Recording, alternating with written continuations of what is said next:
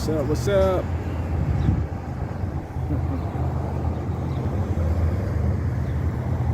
Been a whole long little minute. I even attempt to try to do anything social media. It's okay.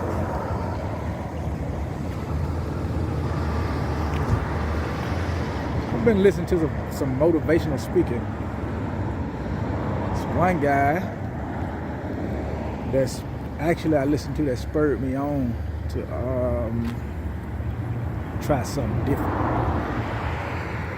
It's Earl Nightingale. He's one of the guys, one of the old motivating speakers way from the time of the Depression.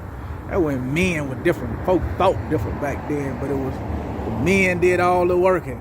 And so you got these guys that come from a time where you had to rise to the occasion, because shoot, the U.S. had them crashed all the way out. The stock market crashed, folks jumping out of windows, killing themselves and everything else. But you had great minds. When I say great minds, I'm talking about along the lines of being a strong mind, not to kill yourself when the foundation of your life or whatever it is that you did was shaken, you know? So this guy began to tell his story. It's called Acres of Diamonds. I'm listening at this guy, old white man. I'm just checking out some stuff. You know, I'm seeking information. That's all you need is the information. This knowledge is key. So I'm gonna hear what this guy got to say. So I started listening to him. So he went to talking about this farmer.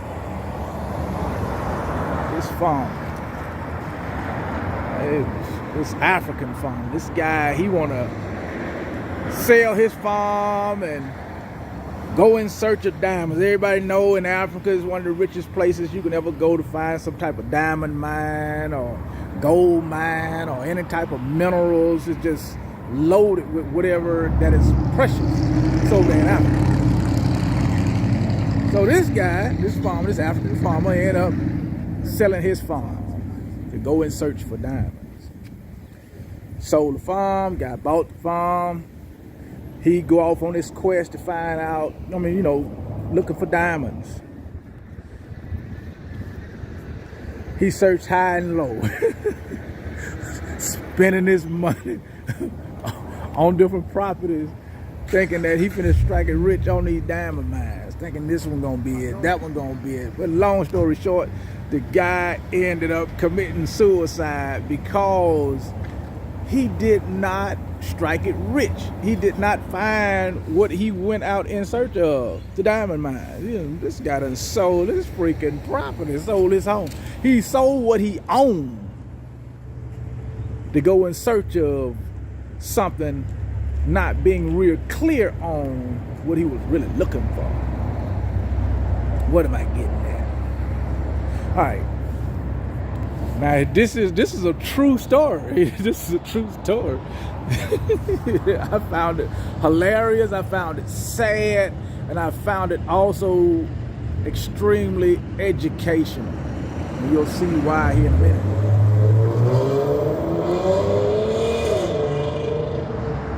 The guy that bought the farmer's property was out fishing one day, and he saw this odd stone in the stream. A big stone. It looked like about the size of my fist. He picked it up, saw it to be odd, He took it home, kind of cleaned it up a little bit, rinsed it off, get the dirt off of it, and this, that, and the other, and then put it on the mantle in his house, okay? A visitor came over and saw it on the mantle. He picked it up and was looking at it, eyes big as all get out, you know what I mean? And he asked the owner of the house, he said, "Man, where did you get this?" He said, "I got it out the stream out there. There's a lot of them out there. I saw that one. I just picked it up and brought it in the house. I thought it'd be odd. It's neat." The visitor said, "Man, do you know what this is?" He said, "Man, this is a diamond." And he was like, "It is?" And so, this long story short, again, the guy who bought the farm became one of the most richest men in the area or in the world, because that particular farm was one of the biggest or richest diamond deposits ever discovered over there in Africa. Now, when I say this, the story was sad, this is the sad part. The man was looking for something, but he already had it. He didn't even know it. He didn't even know what he had. And he ended up selling it, going in search of what he thought he was looking for. So what I gleaned from this, people think, you go looking for diamonds, and a lot of people think they know what they're looking for because they go to looking for something that is shiny. And diamonds in their original state are definitely not shining. People go to looking for diamonds that are shining because they only see diamonds in their finished state. You know, that diamond have been cut, polished, and set in another piece of jewel. Maybe it's white gold or 24 karat gold, set in some kind of bracelet, some kind of ring. They saw it in that state, and so they go through life looking for something that's shiny. And so he was just talking about, what is it that is in your life? What are the acres of diamonds in your life? What is it that you got already that only needs to be polished, cut, and set? And you already got it, but you just won't work it because you don't see the value in it. A lot of times other people see the value in you. They'll see your own potential before you see it yourself. And it falls into stuff like you doubt yourself, or lack the self-confidence, or here's one for you, fear of failure. You got something that is so valuable, but fail to work it because you fear it's going to fail and you won't even try. So it's some spiritual, it's some talents that God gave me, okay? But the talent is actually enhanced with the spiritual gift God gave me, that actually make the talent extremely valuable. All of it works together. You feel what I'm saying? I'm talking about, it's something he gave me in my voice to speak well. I'm going to just use the term preach, but preaching comes in so many forms. When I say preach, do not take me and put me in a pulpit. Don't do that. That's not what he's talking about. It's about just simply using your voice, and what you have to say is very valuable, because what you're saying is actually going to be not just make an impression, but it's going to make an impact, because it's going to turn other people's heads, and they're going to really take a good look at what you have to say, because they deem it to be valuable. So they kind of hold on to it. And me being a barber, you know what I mean? I'm talking about barbers serve as counselors. A good barber is going to have some good conversation with you. I've had conversation with other men dealing with, you know, divorce, drug addiction. I'm a recovering addict. So I'm talking about dealing with real life issues to struggle, relationship, busted relationships. This thing just get interesting because I actually show you what's in my box. And if I show you what's in my box, you don't have no problem, or you'll overcome the fear of showing me what's in your box. So it's very important to be a person that be open and share about what you got going on with yourself, and then others will do the same. But however, I'm just making this short little video because I'm in a place in life to start working what I already have and doing something with it. It's either now or never. That's what I got right now. It's either now or never, because on the inside of me, man, I'm like busting with all of these ideas. And too many times I would pass my ideas on to others. It's like I can see stuff that just can work. I'm good at that. And I'll pass some ideas on to other man and share it with other people.